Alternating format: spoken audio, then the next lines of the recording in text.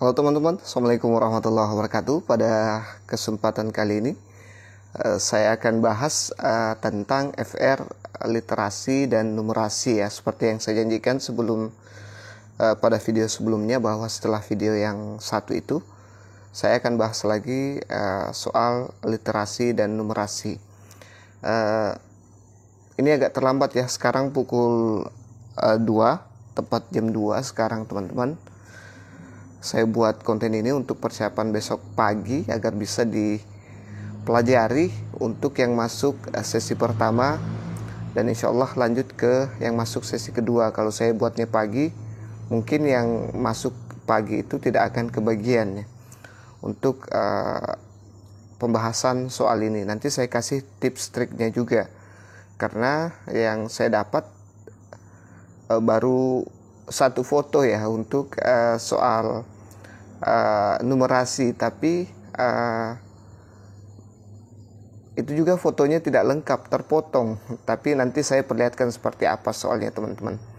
Itu soal asli ya, yang sempat di-share ke saya, tapi sayang agak terpotong. Tapi teman-teman bisa lihat nanti, agak bagus ya. Sebelum kita lanjut ke latihan soalnya, saya mohon bantuan teman-teman untuk klik subscribe, like, dan bantu share, biar saya makin semangat untuk mengupdate info-info maupun soal-soal terbaru mengenai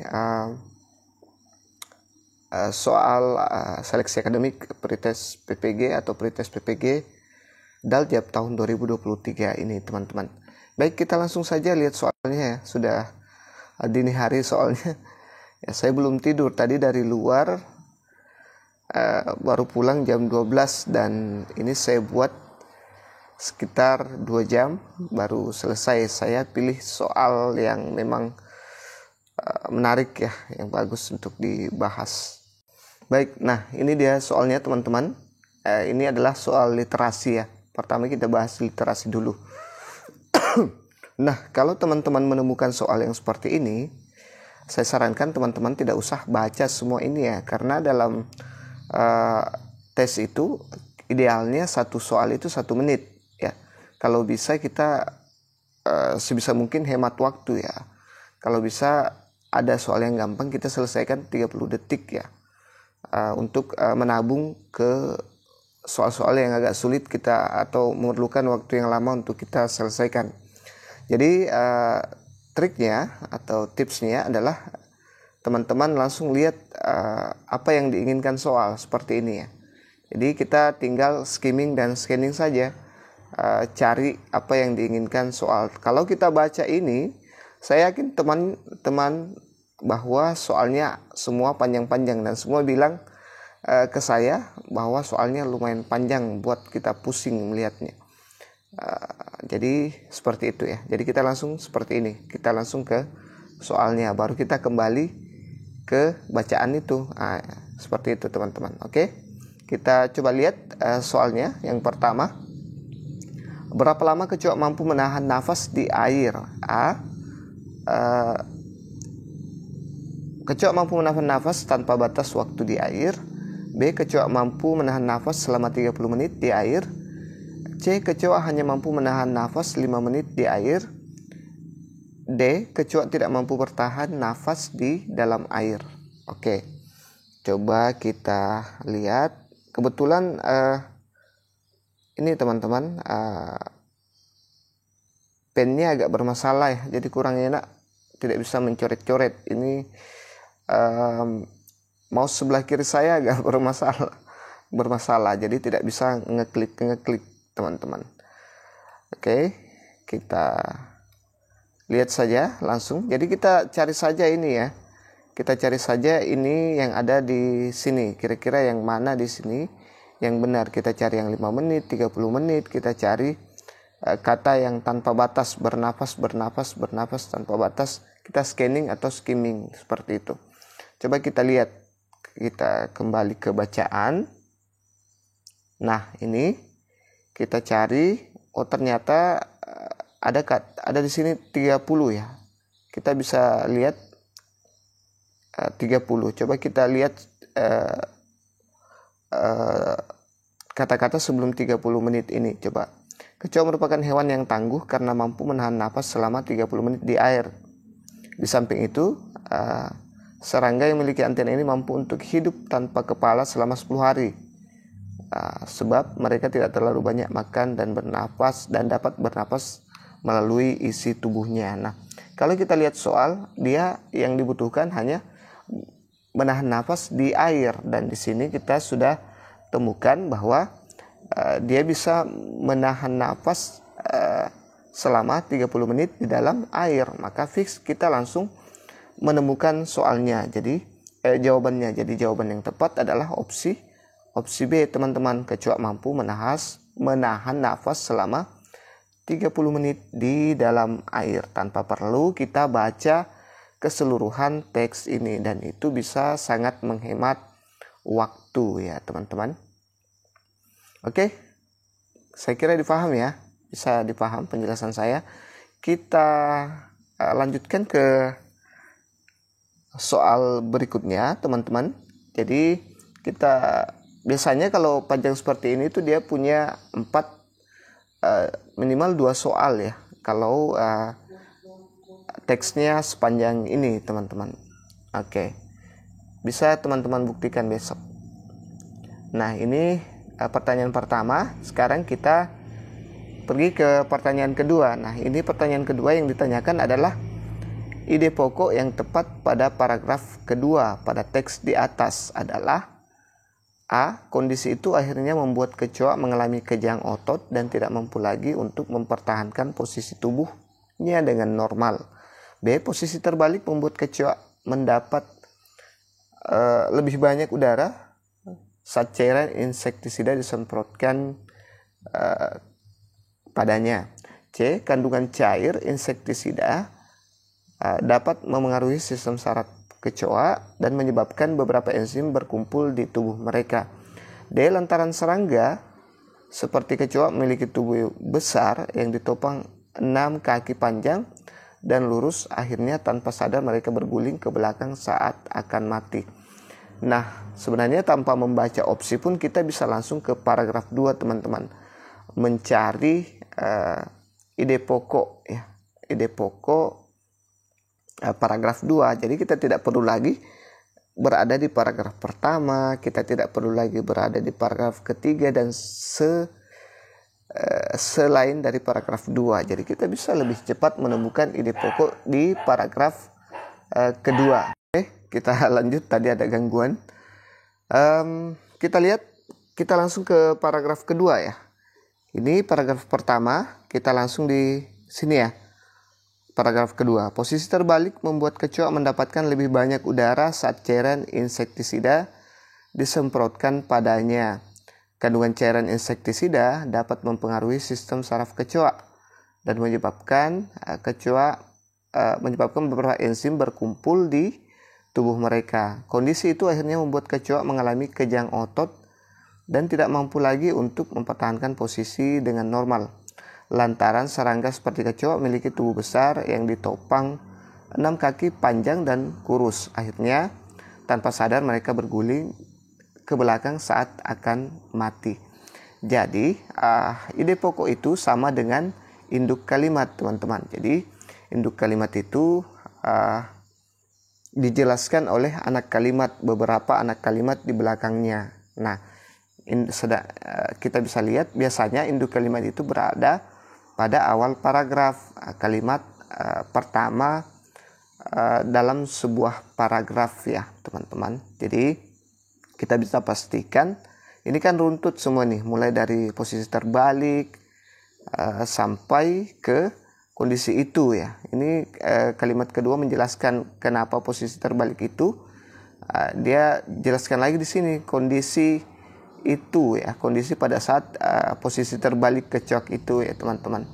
Jadi sudah sangat jelas bahwa paragraf pertama itu induk atau ide paragraf berada di kalimat pertama, yaitu posisi terbalik ya, dibahas di sini. Jadi kita lihat, kita coba cari yang ada kata posisi terbalik. Kondisi akhirnya membuat kecoa mengalami kejang. Ini sudah anak kalimat ya. Kalau posisi terbalik membuat kecoa mendapatkan lebih banyak udara, cairan insektisida cenderung. Ini dia ya, posisi terbalik. Kita langsung bisa mengunci ini, tidak perlu lagi kita cari di sini. Kandungan cairan ini juga anak kalimat lantaran serangga seperti kecoa memiliki tubuh yang besar, ditopang dengan 6 kaki dan kurusnya. Ini penjelasan semua ya. Ini semua merupakan anak kalimat. Yang induk kalimat itu adalah posisi terbalik atau ide pokoknya ya. Ide pokok di paragraf kedua. Semoga paham dengan penjelasan saya teman-teman. Itu ada sedikit ribut-ribut, diabaikan saja ya. Itu propertinya tetangga. Oke, kita lanjut. Nah, ini masih terkait dengan numerasi. Mudah-mudahan jelas ya, bisa dilihat oleh teman-teman. Ini ada gambar seperti ini. Manfaat makan ikan ya, ada seperti ini, seperti iklan dan sebagainya. Ada info bergizi tinggi, berfungsi sebagai antioksidan, berperan penting dalam peningkatan gizi, terutama 1000 hari ya pertama kehidupan ya, sekitar 3 tahun ya, meningkatkan kecerdasan otak ya. Kita lihat soalnya kalau seperti ini jangan dilihat terus ini ya gambarnya seperti tadi ya. Jadi usahakan seperti tadi, kita langsung ke soalnya saja. Jadi kita cari yang perlu saja karena kita menghemat waktu ya teman-teman. Kita usahakan menghemat waktu. Apakah manfaat ikan menurut infografis di atas? Nah, manfaatnya di sini ya. Kita langsung bisa lihat, cari yang mana manfaatnya. Kalau bergizi tinggi, dan sebagainya sampai di sini. Oke? Mengandung omega 3, ini semua manfaat ikan ya. Oke, kita lihat mengandung nutrisi yang diperlukan oleh tubuh. Oke, bisa jadi kita simpan dulu. Mengandung vitamin B6 lebih banyak bila dibandingkan dengan udang. C. Berperan penting dalam pertumbuhan bayi hingga usia 3 tahun. D. Membantu tumbuh memproduksi sel-sel baru. E. Menurunkan kemungkinan terserang penyakit jantung. Nah, dari kelima opsi ini, yang opsi terbaik atau bisa dilihat, saya sudah baca tadi ya, yang ada di info ini. Jadi kita tidak boleh ngaur ya teman-teman, kita harus sesuai dengan yang ada di infografis ini, tidak boleh keluar dari sini. Kalau opsi A, dia posisinya sama dengan opsi C ya, opsi D dan opsi E ya. Semuanya tidak memang bermanfaat, tapi tidak ada di infografis, tidak ada disebutkan di infografis bahwa mengandung memang mengandung nutrisi, tapi tidak secara jelas disebutkan di infografis untuk opsi A. Sedangkan opsi B, dia tidak ada yang mengatakan bahwa mengandung B6. Coba teman-teman lihat lagi, kembali lihat lagi, tidak ada ya. Jadi kita cari B6, begitu caranya. Kita cari B6, tidak ada. Ternyata B salah ya, B salah. Saya sebenarnya kurang puas kalau tidak nyoret-nyoret ya. Selanjutnya berperan penting dalam pertumbuhan bayi. Ini ada, jelas-jelas ada karena di sini ada gambar bayi ya. Ada gambar bayi tanpa perlu kita baca nih di bawahnya. 1000 hari itu sama dengan 3 tahun karena kurang lebih 350 hari untuk 1 tahun. Ini sangat jelas sekali teman-teman ya, sangat jelas sekali bahwa ada di sini ya manfaat makan ikan menurut infografis di sini. Jadi tidak perlu lagi kita ke yang lain karena ini sudah sangat meyakinkan ya. Tapi kalau teman-teman mau memastikan, boleh ke yang lain kalau memang masih ada waktu teman-teman. Membantu tubuh memproduksi sel-sel baru. Ini memang bagus, tapi tidak ada dikatakan di infografis ya. Bisa jadi, tapi faktanya yang ada adalah opsi C. Menurunkan kemungkinan serangan penyakit jantung tidak ada juga disebutkan di infografis. Yang ada itu memang opsi C. Oke? Semoga dipahami teman-teman. Itu dia triknya. Jadi kita trik cepat menjawab soal itu harus seperti itu. Oke, kita lanjut ke soal berikutnya. Sekarang numerasi ya. Ini ada numerasi. Kita kalau lihat begini, kita langsung ke soalnya lagi ya. Jangan berfokus ke sini. Jangan buang-buang waktu di sini. Kita langsung ke sini saja. Berdasarkan wacana di atas, tentukanlah harga satuan yang paling mahal. Coba kita lihat, ada A, kue nastar, B, kue kastangel, C, kue coklat, D, kue kacang. Nah, kira-kira yang mana nih, teman-teman? Harga satuan ya, bukan harga ini. Jangan sampai teman-teman terkecoh, tidak kritis, langsung saja karena buru-buru. Oh, yang paling mahal tentu kue nastar karena jumlahnya adalah 1 juta, ya. Padahal yang ditanyakan adalah harga satuan. Jadi selain cepat harus juga teliti ya teman-teman. Ya, jangan sampai gitu tadi yang saya bilang karena buru-buru berdasarkan wacana di atas langsung dibilang harga yang paling mahal saja yang ditangkap ya. Langsung centang kue nastar ya. Tidak seperti itu ya. Jadi harga satuan. Bagaimana cara mencari harga satuan? Tinggal kita bagi saja per 1 kilonya berapa ya. 1 juta kita bagi 8 hasilnya berapa? Kemudian 66 dibagi 660.000 dibagi 6 berapa? Kemudian 300.000 dibagi 2 berapa? Kemudian 400.000 dibagi 4 kilogram itu berapa, teman-teman? Jadi tinggal dibagi saja ya, harga total dengan harga satuan ini, seperti itu. Sebenarnya lebih enak dicoret-coret, tapi pencoret sayanya agak rusak ya. Mouse sebelah kiri saya tidak bisa mencoret, jadi saya tuliskan saja hasilnya di sini. Ini dia kue nastar 8 kg sama dengan 1 juta, maka 1 kg kue nastar itu 125.000. Kalau teman-teman tidak percaya, coba teman-teman bagi ini 1 juta dibagi 8 ya. Coba lihat.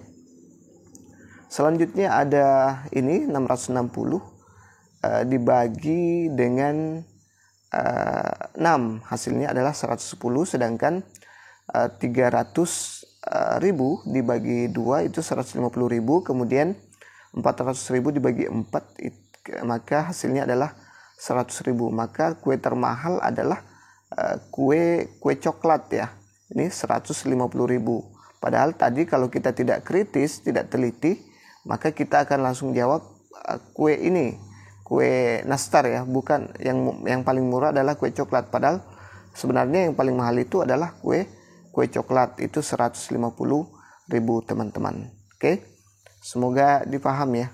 Kedua termahal dia kue nastar, yang kedua termahal. Oke, yang paling murah itu adalah kue kastangel 6 kg. Seperti itu teman-teman. Oke, kita lanjut. Saya yakin teman-teman paham ini. Ini masih ada lagi. Biasanya begitu ya. Dalam satu kasus, satu teks literasi maupun numerasi itu biasanya ada beberapa soal. Makanya saya usahakan seperti itu juga. Nah, masih yang tadi. Kalau ini hanya pemanis ya teman-teman, jangan buang waktu teman-teman di sini. Oke? Ini salah satu kebiasaan masyarakat Indonesia, ada bla bla bla. Yang ujung-ujungnya hanya kita fokus di tabel ini ya teman-teman. Nah, kita lihat jika pedagang tersebut mengambil keuntungan sebanyak 10% dari harga total, maka tentukanlah keuntungan total dari kue nastar dan kue kastangel. Yang ditanyakan itu adalah keuntungan total ya. Dari kedua kue ini. Yang pertama 166.000, 167.000, 168.000 atau malah 169.000. Yang mana kira-kira jawaban yang tepat?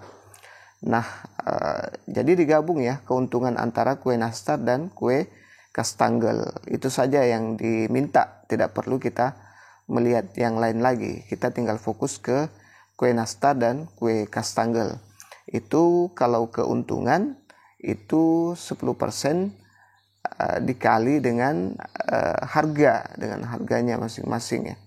Coba kita lihat, karena saya tidak bisa mencoret-coret, jadi kita langsung saja ke ininya ya, ke penjelasannya. Nah, ini dia kue nastar 10% dari harga totalnya adalah 10% kali